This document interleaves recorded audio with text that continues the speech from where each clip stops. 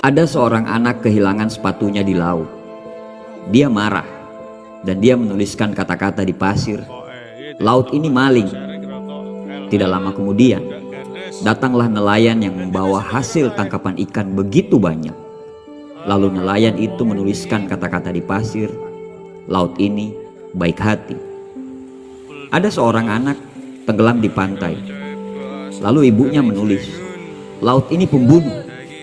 Seorang di atas perahu dan terus dihantam badai menulis di pantai, "Laut ini penuh bahaya."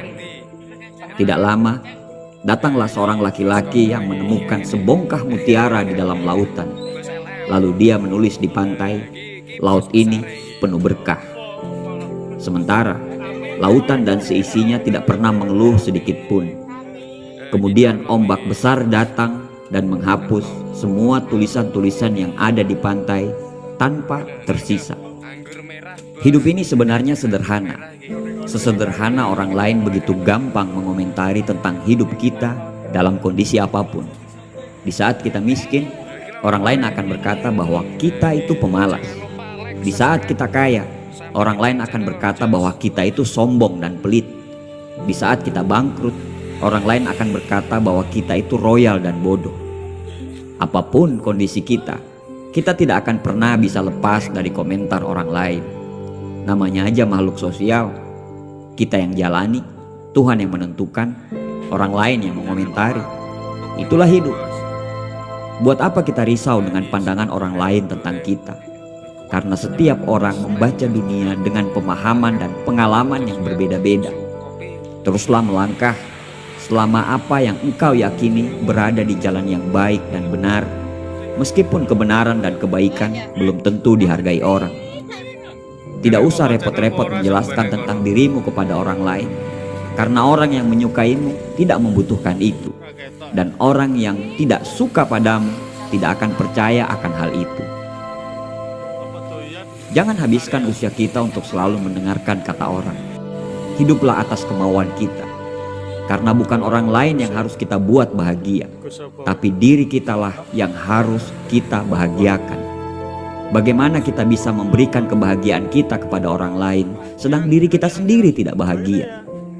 Hidup ini bukan tentang siapa yang menjadi terbaik, tapi hidup ini adalah tentang siapa yang mau berbuat baik. Tidak usah bertopeng. Coba kita bayangkan, hari-hari kita selalu memakai topeng kemana-mana. Pasti sangat tidak nyaman.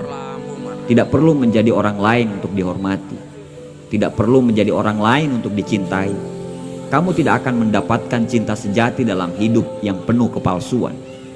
Kamu bisa mendapatkan hormat dan cinta orang lain karena menjadi dirimu sendiri. Ya, menjadi apa adanya kamu. Jangan menghapus persaudaraan hanya karena satu buah kesalahan. Tapi hapuslah kesalahan itu untuk melanjutkan persaudaraan yang sudah dibangun.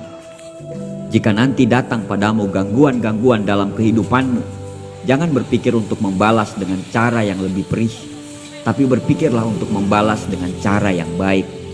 Karena bila kejahatan mereka kita balas dengan kejahatan juga, sama saja kita meminum racun, tapi mengharapkan orang lain yang mati.